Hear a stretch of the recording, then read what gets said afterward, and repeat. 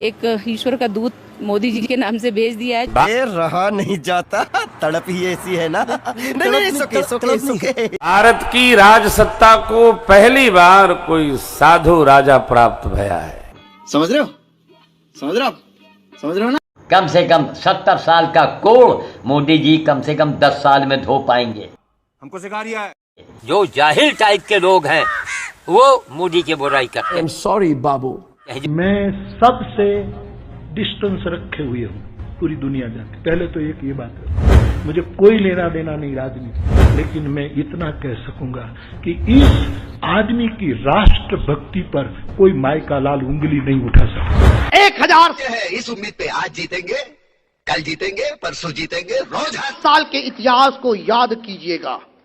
कितने मंदिरों को ध्वंस कर दिया गया, कितने भगवान की मूर्तियों के टुकड़े टुकड़े कर दिए, लाखों नहीं करोड़ों करोड़ों भारतीयों को तलवार के जोर पर धर्म परिवर्तन कराने के लिए मजबूर करना पड़ा। आज मैं सच कहता हूं, इतने साल की 50 साल की मेरी उम्र है, लेकिन नरेंद्र मोदी जी जिस दिन प्रधानमंत्री बने उस दिन से मुझे लगता है कि सचमुच अब भारत देश आजाद हुआ है। तो करे क्या, बोले तो बोले क्या? बिल्कुल चुप। हिम्मत कैसे हुई तेरी मुंह खोलने की? एक ईश्वर का दूत मोदी जी के नाम से भेज दिया है, जो राष्ट्र की रक्षा कर रहा है। राष्ट्र को जो भी गड्ढे थे वो भरने का प्रयास कर रहे हैं, और मैं उनको बहुत बहुत आशीर्वाद देती हूँ कि वह अपने कार्य में बिल्कुल लगे रहे, भारत माता की सेवा करते हैं। प्यारी समझ गई।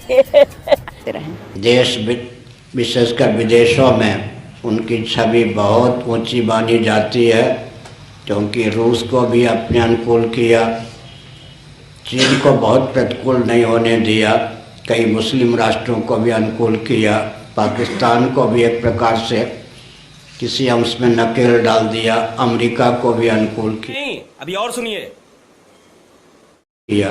पूरे विश्व में जिन्होंने भारत के गौरव की प्रतिष्ठा की है, ऐसे राष्ट्र गौरव, राष्ट्र नायक, जिनमें विश्व नायक का चरित्र है, जो भगवान के वरदान के रूप में महान राष्ट्र को एक ऋषि के रूप में मिले हैं। इसलिए पूरे पतंजलि योगपीठ और भारत की अध्यात्म सत्ता की ओर से, पूरे राष्ट्र की ओर से आज हम आदरणीय श्री प्रधानमंत्री जी को राष्ट्र ऋषि के रूप में सम्मानित कर रहे हैं। अबे जल्दी बोल, कल सुबह पनवेल निकलना है। साबरमती आश्रम में राम कथा थी। मैं मानस के साथ महात्मा गांधी को जोड़कर बोल रहा था। उसमें आप भी एक दिन आए थे श्रोता के रूप में और बोले भी। तब मैंने व्यासपीठ से कहा था, कोई प्रसंग वश, कि मैं तो बाबा हूं,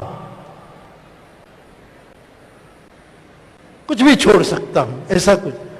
तो इस आदमी ने अपनी कुर्सी से बैठे बैठे कहा, मैं भी बाबा हूं। ये मैं गजब बेइज्जती है। मैं चाहता हूं कि 5 चीजों से मोदी जी का जन्मदिन मनाया जाए। वो भारत की धड़कन है, ऐसा प्रधानमंत्री पूरे विश्व में देश का नाम बढ़ाने वाले ऐसे आज तक प्रधानमंत्री देश में नहीं हुए। कोई आया एक अकेला कितनों को भारी पड़ा आया है, उसे मौका दो। कम से कम 70 साल का कोड़ मोदी जी कम से कम 10 साल में धो पाएंगे। 70 साल का कोड़, 10 साल टाइम चाहिए। उठा ले रे देवा, उठा ले रे बाबा, मुझे अमीर को नहीं रे, ये 2 गरीबों को उठा। अफसोस होता है कि एक हिंदुस्तान में एक इतना बड़ा काम करने वाला आदमी, जो जाहिल टाइप के लोग हैं, वो मोदी की बुराई करते हैं। जो मूर्ख हैं, जाहिल हैं, कमीने हैं, गद्दार हैं, वो उनको तमीज नहीं है। पाकिस्तान भी मोदी की बुराई कर रहा है और आप भी मोदी की बुराई कर रहे हैं, तो तुम में और पाकिस्तानी में अंतर क्या? करप्शन के ऊपर आप डेटॉल से मुंह साफ कर दो भैया, कांग्रेस वाले। भारत के प्रधानमंत्री वर्तमान में श्रीमान नरेंद्र मोदी जी चाह रहे हैं कि भारत वैकुंठ जैसा बन जाए। चाह रहे कि नहीं चाह रहे? लेकिन हम लोग उनकी कहां है को मान रहे हैं, अपने दिमाग से चल रहे। जैसा वो चाह रहे हैं उनका क्या भाई, अकेला आदमी क्या जो कुछ है सब राष्ट्राय स्वा इदं नमम। लेकिन प्रजा भी अपने दिमाग से चलना चाहती है, एकोपतिया नहीं मानना चाहती। ये बड़ी अच्छी बात कही आप। यह बात बताऊं, मैं तहे दिल से बताना चाहता हूं, हम साधु है, हम निष्प्रिय ही है, कंचन कामिनी के त्यागी है।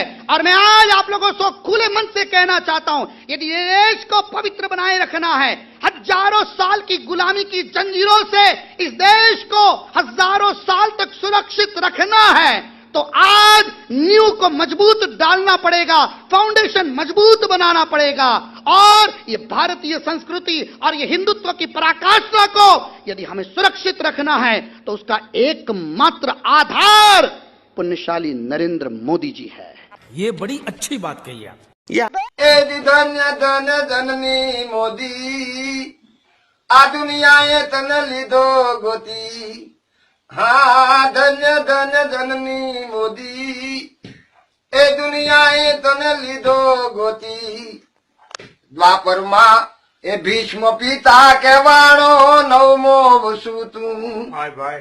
द्वापर माँ भीष्म पिता के वाणो नवमो वसु तू। लिधि प्रतिज्ञा तोड़े नहीं, लिधि प्रतिज्ञा ए तोड़े नहीं, बिदु बोले नहीं। धन्य धन्य जननी मोदी, आ दुनिया तन लिदो गोती। ये बड़ी अच्छी बात कही आप। भारत की राज सत्ता को पहली बार कोई साधु राजा प्राप्त भया है, जो धर्म की सोचता है। अरे हो ही गया यार, गलती किससे नहीं होती है, हो गया। राजनीति में सत्ता संचालन करने के लिए अनेक मजबूरियों का जीव को सामना करना पड़ता है।